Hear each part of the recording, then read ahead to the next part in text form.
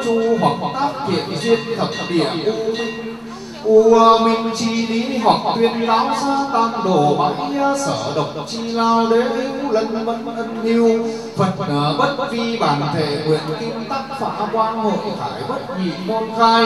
tổng tiền sở hữu nô kiên chiếu y nguyên lệ hàm hòa xá cung vi sứ giả khoái thừa phong mã tu du trực đạo phong đô sơn tốc khuê vân long khoảnh khắc sự chi u minh giới ký mông thư xá đắc toại siêu sinh ô hồ quỳ hình tuyên Phật sắc. Đây là để mời gia chủ những ai là con cháu trong nhà đại diện ra trước dàn tiền quỳ lên để nghe các thầy tuyên sắc của Phật. Đại giác quảng tế minh dương pháp đại phương quảng Phật hoa nghiêm tinh nhiều nhân dược liễu chi tam thế nhất thiết Phật ứng quan pháp giới tính nhất thiết suy tâm tả thiên nhân sư thế tôn xá viết Như Lai ứng thế lập vật vi tiên Bồ Tát Thủy Từ cứu khổ tối cấp đa nghi chúng sinh chướng tâm tuệ thiện nghiệp trọng phúc khinh lưu lãng tam đồ luân hồi lục thú do nghiệp thủ thân nhi thân đa tạo nghiệp nhân tâm khởi cảnh nhi cảnh chuyển sinh tâm vĩnh kiếp cơ mi hà thời giải thoát kim khải vô giả chi hồn hoàng khai phổ độ chi môn trần bản trầm luân khúc thủy phương tiện chân ngôn diễn xứ biến điểm ngục nhi tác thiên đường nhiên tuệ cử nhiên thời hóa mê đổ nhi thành giác lục loạn thai thất hóa tố bất sinh bất diệt chi lương nhân xoắn động hàm linh thiên vô khứ vô lai chi phúc quả tam đồ thấu triển cửu hữu văn chi kim hữu trưởng trai đàn pháp sự tấu vị điện nam quốc hưng yên tỉnh văn lâm thị trấn Như Quỳnh hành là đội thập tứ hiểu y vu gia cư tỉnh sứ thượng phục Phật cũng giảng đông thiên phổ độ tổ tiên tỉnh Phật tuyên kinh bái sáng báo đức thù ân khai phá một môn thông dân liên hồ chiều nghênh tam phủ đối khám sự do giải oan thiết kết phóng sinh tu phúc hiến trần lục cúng trần tế cô hồn liên đăng cửu phẩm kiên cớ siêu dương khánh quân lợi lạc sử kim thần trai chủ nguyên văn cử thân mẫu nguyễn thị hòa thế đảo thị kim duyên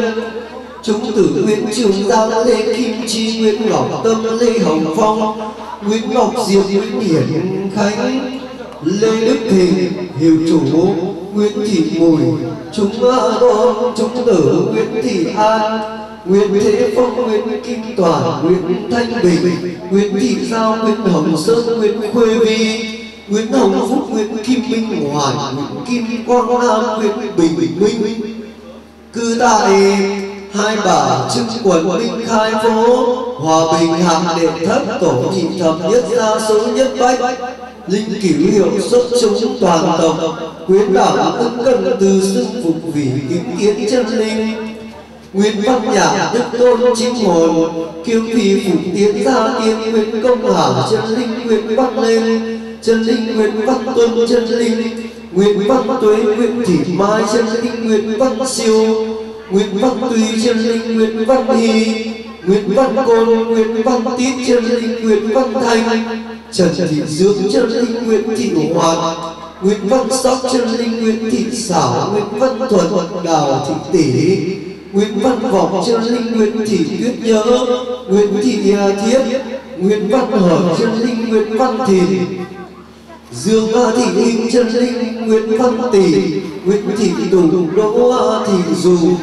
Nguyễn Thị Phật chân linh Nguyễn Văn Dầu Ngô Thị Dự chân linh Nguyễn Thị Thục Nguyễn Tất Khắc Dương Thị Giảng chân linh Cao Thị Son Nguyễn Văn Đáng chân linh Nguyên văn cỏ chân linh Nguyên văn quý Dương thị lớn chân linh Dương thị đủ chân linh Nguyên văn trọng Nguyễn thị nguyệt chân linh Nguyên văn nghĩa Nguyễn thị tu Nguyễn thị lù Nguyễn văn hốt chân linh Nguyễn thị liều Đỗ thị bao chân linh Nguyễn văn chấn Nguyện văn tiến chân linh dưỡng thị hưng, nguyện văn liên chân linh vũ thị lộc, nguyện văn vận, nguyện văn thuận, nguyện thị toàn chân linh, nguyện văn giật, nguyện văn hoàn chân linh, nguyện văn đạo, nguyện văn tồn chân linh, nguyện thị tư, nguyện văn khiêm chân linh, nguyện văn bảo, nguyện văn phú chân linh, nguyện văn thái, nguyện văn ích, nguyện văn ý, nguyện văn hót chân linh, nguyện văn đại, nguyện văn đảo chân linh, nguyện văn chuyển, nguyện văn thao chân linh, nguyện thị côn, nguyện thị nghiêm chân linh, nguyện thị thước chân linh, nguyện thị cỏ chân linh, nguyện thị tả, nguyện thị thảo, nguyện thị quyết, nguyện thị tín chân linh, nguyện thị tấu, nguyện thị hồng, nguyện thị hóa chân linh, nguyện thị nguy, nguyện thị luyện chân linh, nguyện thị ước, nguyện thị xa chân linh, nguyện thị miến, nguyện thị cỏ chân linh, nguyện thị nhường, phạm thị vượng chân linh, nguyện thị bùi, nguyện thị lan chân linh, nguyện kim thắng chân linh, phổ cập gia tiên ổn hoàng nhất thiết đẳng chư hồn, tịnh cập tam thế oan gia cửu thủ chấp đối đẳng chư hoạnh hồn, thiết niệm chân linh hoặc tại u đô vị đăng giác ngạn, dục cầu tế độ tu trượng gia trì, kính khuyến kim nguyệt các nhật kiến minh dương chi pháp hội, tu thủy lục chi đàn nghi nhất thiên hỏa khí huân chương, tường vân ái đãi cửu bệ chân ngôn phúng tục bí phạm thiên hành, nhiên bách tử chi hương kim tương ngự liên hoa chi tọa, ngọc trục lương hàm bảo kệ bán tự quảng đại pháp luân châu cung bối quyết kim lô đại thừa tiểu thừa, hư vô tâm ấn hồng trần tục khách văn giả giác mê, hoàng nhưỡng ma hồn khấu chi thoát cổ, nhưng niệm phu sở tiến chư vị vong linh cập và phụ tiến, tổ tiên phả cập cửu huyền thất tổ, á thật liệt thích đẳng hồn không hóa hư vọng thiện quả điêu linh, hạng sinh kiển ma văn chân cơ,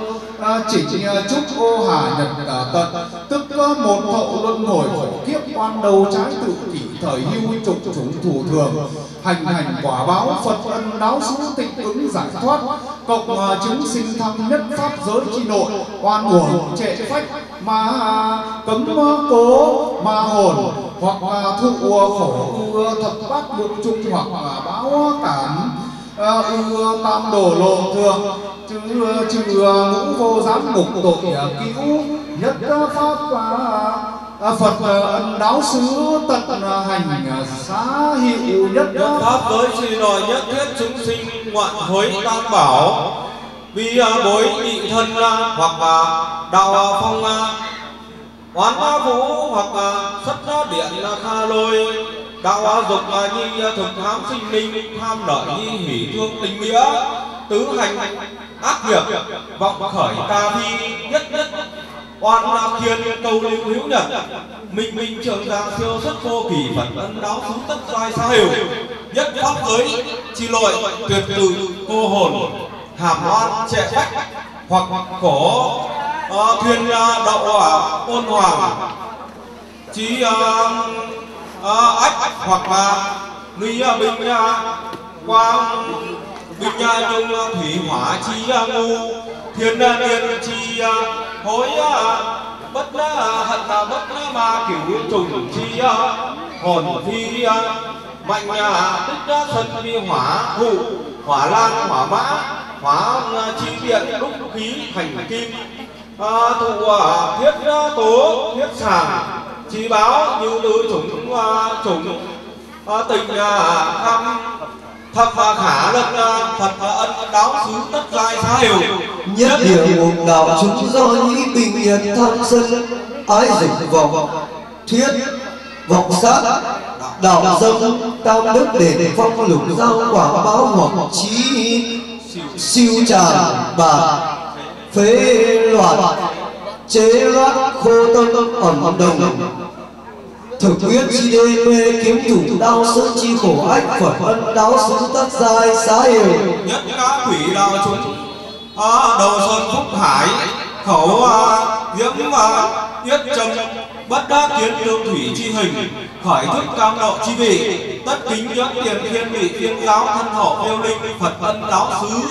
tất giai xá hiểu, nhất xúc sinh đạo chúng khinh vi vũ tộc chủng tác mau quẩn hoặc lân thương vũ hỉ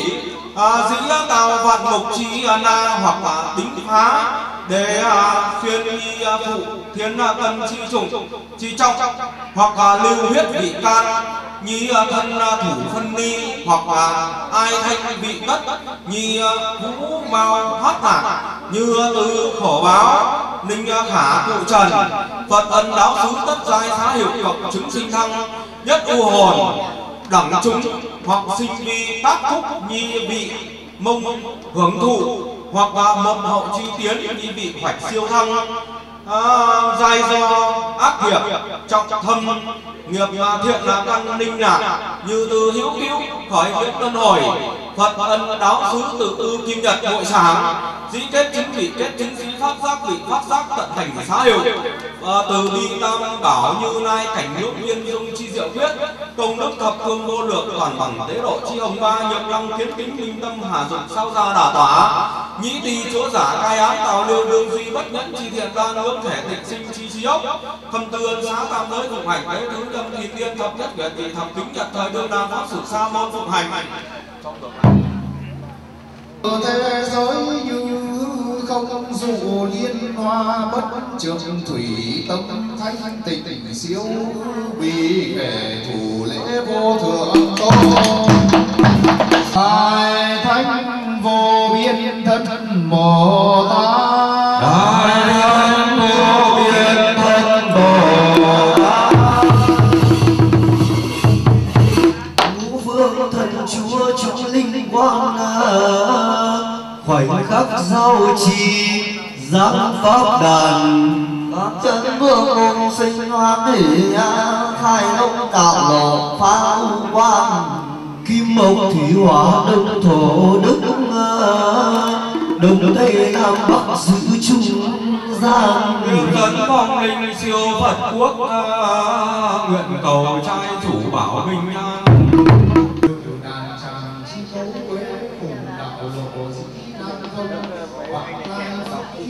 vị tiền sáng tịch tiên bằng tu pháp thủy kim đương biên xã thập phương giáo đại bi chân ngôn cẩn đương chỉ độ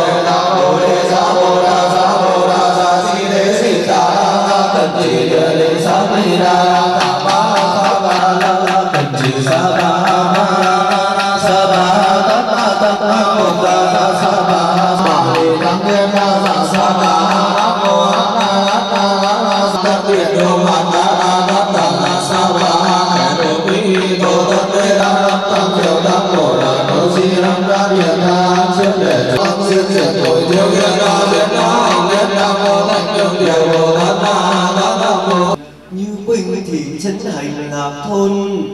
đội thập tứ hiểu vi u tịnh sứ thượng phục Phật cúng giang đông thiên phổ độ tổ tiên tịnh Phật tuyên kinh bái sáng báo đức thù ân khai phá ngục môn thông dẫn huyết hồ cùng anh tam phủ đối kháng sự do giải quan thiết kết phong sinh tu phúc yến trần lục cũng trần tế cô hồn liên đăng cửu phẩm kim cơm siêu dương cánh quân lợi lạc sử kim thần trai chủ nguyên văn cử thần mẫu nguyễn thị hoa đào thị kim duyên hiệp đồng gia sư môn quyến đảm ân cần từ xưng phục vì tuế đến năm thị niên thập nhất nguyện thị thập nhật thời điểm đường đàn pháp sử thần đệ tử phục thành đồng dĩ chu điềm đối đoàn thiện cầm kim ngân tài mã dụng bằng phó lô thiêu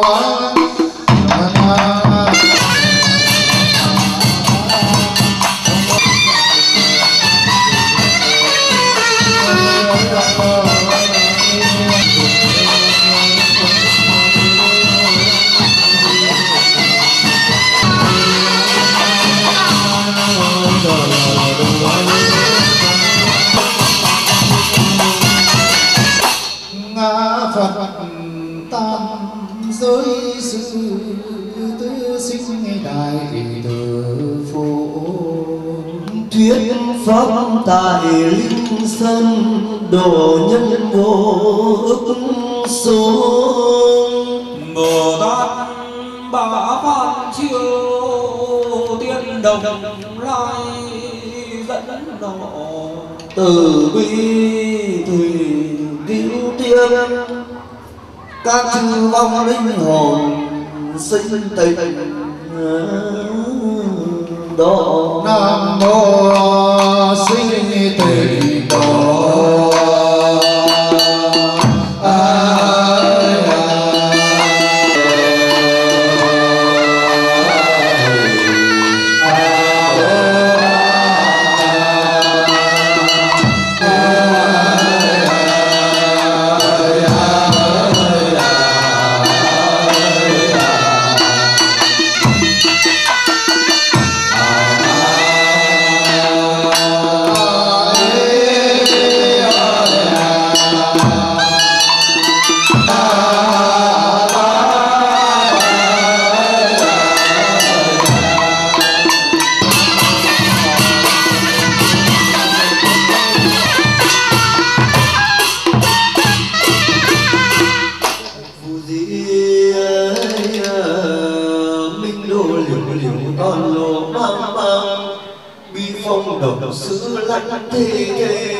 Âm khí bức nhân sầu thảm thảm lan dĩ siêu độ, lại gặp Phật tử pháp thủy hương tích chi thiên, nghiêm khiết đàn tràng chi địa tế cấp bổng danh chi phổ, thiểu thư trích hóa chi công khởi bất trung chi, thực xuyên đa hành kim tác pháp âm đàn chân, phạm bối cao dương tất triều linh quang, phủ lâm pháp tịch tiên tương pháp thủy dục giải đan tràng, tịch với chân ngôn cẩn đương trì. Dân liên hồ cung triệu tam phủ đối kháng tự do, giải oan thích kiếp phóng sinh tu phúc trần tế cô hồn, hiến trần lục cung liên đăng cửu phẩm kiền cờ, âm siêu dương cánh quân lợi là sử kim thần, trai chủ nguyên văn cử thân mẫu huyết thị hòa, thế đạo thị kim liên trung tử nguyên trưởng giang, lê kim chi nguyên ngọc tâm lê hồng phong, nguyễn ngọc diệp nguyễn hiển khánh, lê đức thịnh hữu chủ nguyễn thị mùi, nữ tử nguyễn thị an trung tôn, nguyễn thế phong nguyễn thanh toản nguyễn thanh bình nguyễn thị giao nguyễn hồng sơn nguyễn khuê vi, nguyễn hồng phúc nguyễn kim minh hoàn nguyễn kim quang lam nguyễn bình minh, cư đại hai bà chân quận minh khai phố, hòa bình hạ đệ thất tổ nhị thập nhất xa số nhất bách, linh cửu hiểu xuất chúng đồng tộc quyến đẳng ân cần từ xưng phục vì chính tiến chân linh, nguyên văn nhạc tức tôn chính hồn kiêm vị phủ tiến gia thiên nguyên công hạ nguyễn văn lên nguyễn văn tuân nguyễn văn tuế nguyễn thị mai nguyễn văn siêu nguyễn văn tuy nguyễn văn đi, dương thị linh chân linh nguyễn văn tỷ nguyễn thị tùng đỗ thị dùng chân linh nguyễn thị phật, nguyễn văn rộng chân linh ngô thị dự nguyễn thị tùng chân linh nguyễn bí khắc, dương thị giản chân linh cao thị son nguyễn văn đán chân linh nguyễn văn cỏ, nguyễn văn quý chân linh dương thị đơn dương thị đù, nguyễn văn trọng chân linh nguyễn thị nguyệt chân linh nguyễn văn nghĩa, nguyễn thị tu chân linh nguyễn thị đủ, nguyễn văn hốt chân linh nguyễn thị liều, nguyễn văn liên chân linh vũ thị lộc, nguyễn văn vận chân linh nguyễn văn thuận, nguyễn thị toản nguyễn văn giật, nguyễn văn hoàn chân linh nguyễn văn đào, nguyễn văn tốn chân linh nguyễn thị tư, nguyễn văn khiêm chân linh nguyễn văn bảo, nguyễn văn phú chân linh nguyễn văn thái, nguyễn văn ích chân linh nguyễn văn ý chân linh nguyễn văn hót, nguyễn văn đảo chân linh nguyễn văn đảo, nguyễn văn chuyển chân linh nguyễn văn thao, nguyễn thị cuốn chân linh nguyễn thị nghiêm, nguyễn thị thước chân linh nguyễn thị ngọn, nguyễn thị cải chân linh nguyễn thị thảo, nguyễn thị quyết chân linh nguyễn thị tín, nguyễn thị tống nguyễn thị hồng, nguyễn thị hoa nguyễn thị huy nguyễn thị huyền, nguyễn thị ước chân linh nguyễn thị sa, chân linh nguyên thị miên, nguyên thị còn, nguyên thị nhường phạm thị vương. Tổ số giả thiên hạ lại tướng quân án hạ. Phiên bất tưởng xét xử do không tuân Phật sắc năm thời phóng thích đức nhiệt thi hành. Nhất quan cổ hỏa chỉ cơ mi, tứ giáo lao chỉ cấp cố phạm vi quất trẻ cập bẩm ân quang cố điểm. Hữu điểm thường ngũ phương mục chúa thần vương án hạ thi hành. Huyết hổ chúa giả thiên hạ đại tướng quân án hạ. Tuế thứ nhất kỷ niên thập nhất nguyện nhị thập lục nhật thời điểm. Đương đại nam mô bản tôn điện đại vương Bồ Tát chứng minh. Cổ phu tuyên thì cùng đối Phật tiền dục bằng phó lô thiêu.